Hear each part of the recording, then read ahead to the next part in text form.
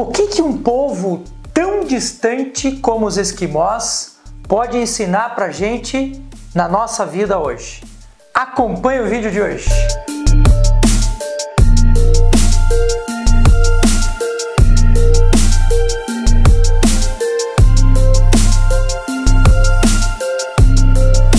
Olá, sejam bem-vindos. Eu sou o professor Júlio, sou neurocientista e tudo que interessa para o bom funcionamento da nossa emoção e de todo o nosso sistema neural interessa para este canal, interessa para este pesquisador. Desde muito tempo atrás, eu estou absolutamente convencido de que apenas as questões psicológicas ou psiquiátricas, elas não são suficientes para dar conta da nossa emoção, para dar conta do entendimento da complexidade do nosso sistema neural. E eu busquei por conta própria compreensão sobre outros elementos e considero alguns elementos no método que eu chamo de 360 graus para que a nossa emoção funcione muito bem, para que o nosso sistema neural, para que a nossa vida, a nossa saúde funcione muito bem. Somos só uma alimentação, exercício físico e cuidar das nossas emoções. Quando eu estudava nutrigenômica, nutrição, toda essa parte funcional da nutrição, eu estabeleci alguns critérios que considero ainda hoje no meu sistema extremamente importantes, como pegar sol, como vitamina D, a importância de você ter vitamina C todo dia no seu dia a dia. E nesta época, teve uma coisa que me incomodou bastante. Uma pessoa conversando comigo via YouTube, dizendo o seguinte: professor Júlio, eu moro numa região extremamente fria e aqui nós só temos sol no verão. Passamos de 6 a 8 meses praticamente sem sol. Aquilo mexeu demais comigo e eu não pude deixar de pesquisar, não pude deixar de correr atrás para entender como é que essas pessoas elas conseguem produzir tudo isso no seu corpo, estando elas longe do sol, estando elas distante de uma alimentação com carboidratos como nós temos hoje, uma alimentação como a maior parte das pessoas no planeta está acostumada, uma nutrição bastante variada, com frutas, verdura todo dia, ou pelo menos a maior parte dos dias. E eu me perguntei, mas como que essas pessoas vivem? E passei então a estudar profundamente essa questão. Hoje eu quero citar para vocês aqui uma experiência que um pesquisador, um antropólogo canadense, um cara chamado William Stephenson, fez e que deu origem ao que nós conhecemos hoje como dieta cetogênica. O que é dieta cetogênica? As cetonas são liberadas a partir do consumo essencialmente de carne. Portanto, uma dieta cetogênica é uma dieta essencialmente carnívora. Numa dieta cetogênica, há um baixo consumo de carboidratos e um alto consumo de carne. Por que essa experiência dele chamou muito a atenção?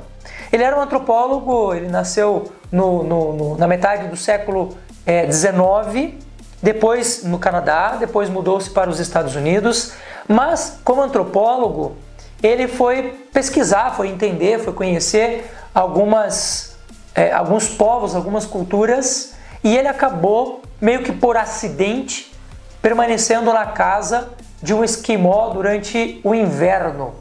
E ele assim ficou muito mexido com a ideia dessas pessoas nunca comerem frutas, basicamente nunca comerem carboidratos e se alimentarem essencialmente de carnes. Por que ele ficou muito abismado com isso? Porque as pesquisas dos Estados Unidos e do Canadá na época indicavam que o excesso de consumo de carne causaria um excesso de cálcio e um excesso de proteínas no corpo das pessoas, o que faria muito mal. E ele perguntou-se, da mesma forma que eu me perguntei há algum tempo atrás, como é que essas pessoas podem viver essencialmente de carne? Então, eu quero contar um pouco da história dele e de que maneira os esquimós podem auxiliar a gente hoje na construção de uma vida saudável, na construção de uma vida emocionalmente estável. Bom, primeira coisa da pesquisa do William Moore. os nossos esquimós consomem essencialmente alguns tipos de carnes que nós no Ocidente não consumimos, ou tradicionalmente não consumimos. Não é que os caras não consumam, por exemplo, carne do tipo bovina, não é isso. Eles consomem lá suas renas, comem focas e outras carnes vermelhas também, né? Mas, assim como a maior parte dos carnívoros da natureza, essas pessoas começam o consumo da carne pelo fígado, pelas entranhas, pelo coração, pelos rins, coisas que nós não fazemos. Segunda coisa que chamou bastante atenção, o tempo de cozimento desses alimentos, nos esquimós vocês podem imaginar 45, 49 graus abaixo de zero, a dificuldade de se fazer fogo, e essas pessoas consomem essas carnes cruas, o que explica o consumo, por exemplo, de vitamina C. Vocês que já acompanham o meu canal sabem, eu já falei isso várias vezes para vocês, que quando você faz o consumo de qualquer tipo de alimento cozido, você deteriora a vitamina C. E isso vale para carne, e isso vale para beterraba, isso vale para cenoura e assim por diante. Quando você corta uma laranja e deixa ela muito tempo, ela também oxida e deteriora a vitamina C, porque a vitamina C é extremamente volátil. Segundo, a maior parte dos minerais que nós todos precisamos, eles são acumulados ou no músculo ou nas entranhas. E esses caras, ao consumirem as entranhas, eles acabam consumindo a quantidade de minerais que eles precisam. A vitamina D, que foi a coisa mais impressionante que eu me perguntei na época e que não entrava na minha cabeça, porque eu defendo muito que a gente precisa pegar sol, que a gente precisa estar com uma quantidade de vitamina D excelente no nosso corpo, e aí você se pega observando um povo que não pega sol quase nunca, e quando pega, ainda assim, cheio de roupas, aí você se pergunta, mas como que pode a vitamina D desses caras estar num limite razoável? E a resposta, a vitamina é um hormônio lipossolúvel, o que significa que ele é armazenado na gordura. E se você tem um bom consumo de carnes gordas, mas eu não estou falando de consumo da picanha, eu não estou falando do consumo da carne gorda do porco. Esses caras consomem muita carne gorda vinda do mar, baleia, foca, peixe, né? Muitos crustáceos. E os crustáceos e os peixes, de forma geral, se alimentam de um tipo de planta, o fitoplâncton, que fica quase na superfície ali da água, né? Zooplâncton e fitoplâncton, que absorvem quantidades enormes de vitamina D, mesmo com pouquíssimo sol. Então, ao consumir essas carnes, ao consumir muitas dessas gorduras, eles acabam absorvendo a quantidade de vitamina D necessária ao corpo. Por isso, uma das coisas que eu passei a defender bastante na dieta de uma forma geral é o consumo do que nós chamamos lá no interior de Santa Catarina, de onde eu venho, dos miúdos dos bichos, né? Eu fui analisar alguns animais, a dieta de alguns animais carnívoros, e o urso, por exemplo, durante uma parte do ano, ele é onívoro, ele come de tudo, né? E quando você observa o urso matando animais, mamíferos ou outros bichos aí, além do peixe que ele já come, essencialmente eles comem as entranhas, essencialmente. Você vai ver o cachorro do mato, começa pelas entranhas. Você vai observar o corvo, quando ele vai comer o bichinho que morreu, ele começa pelos olhos e pelas entranhas. E por incrível que pareça, a dieta cetogênica baseada puramente em carne, só a carne, ela realmente pode dar um excesso de proteínas e pode gerar para a gente uma série de problemas. Agora, se nós fazemos o consumo do bicho inteiro, começando pelas entranhas, nós temos aí uma adaptação do nosso corpo muitíssimo interessante para que a gente possa ter tudo aquilo que o corpo precisa. Então, para vocês entenderem, eu quero te explicar dois conceitos bem básicos. Dentro do metabolismo, do que nós chamamos de metabolismo, nós temos dois processos interessantes que são o catabolismo e o anabolismo. O que é o catabolismo?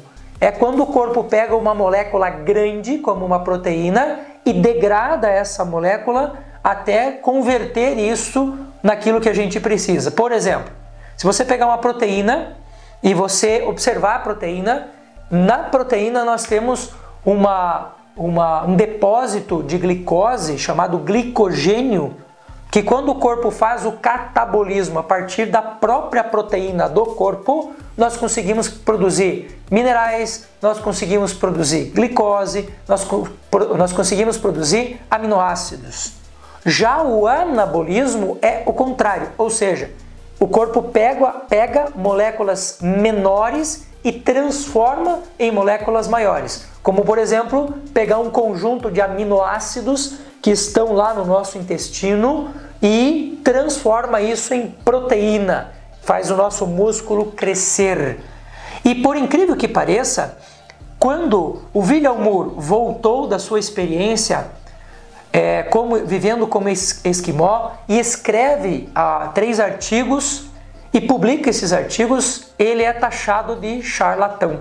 Ele é taxado de mentiroso, porque os médicos da época diziam que não era possível que uma pessoa vivesse consumindo apenas carne. E aí, esse cara fez uma coisa muito interessante. Veja, é uma coisa que eu defendo há bastante tempo.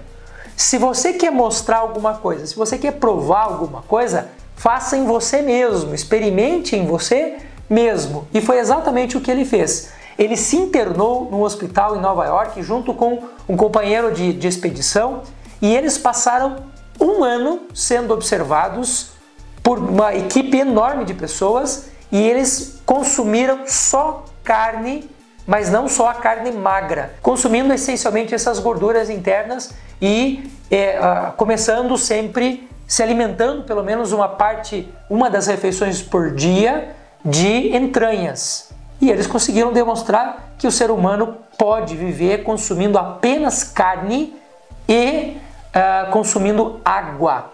Então, eu quero deixar aqui a vocês uma recomendação interessante para você pensar com bastante carinho a sua alimentação. Quando você pensar na questão da carne, incluir na sua alimentação, eu sei que não é muito costumeiro nosso, não é muito comum as pessoas fazerem isso, mas inclusive é mais barato do que a carne comum, né? Fazer o consumo do coração, o consumo do fígado, o consumo do rim e assim por diante, para você experimentar as benesses disso no seu corpo. Mas está aí demonstrado e hoje nós temos aí uma variedade enorme de documentos que mostram que realmente a dieta cetogênica com uma certa limitação de carboidratos, apesar de que eu não indico a limitação total de carboidratos, nem de frutas, mas essa alimentação é possível, é plausível e o nosso corpo se adapta. Então, show de bola, tá aí a nossa dieta cetogênica, beijo no coração, até a próxima.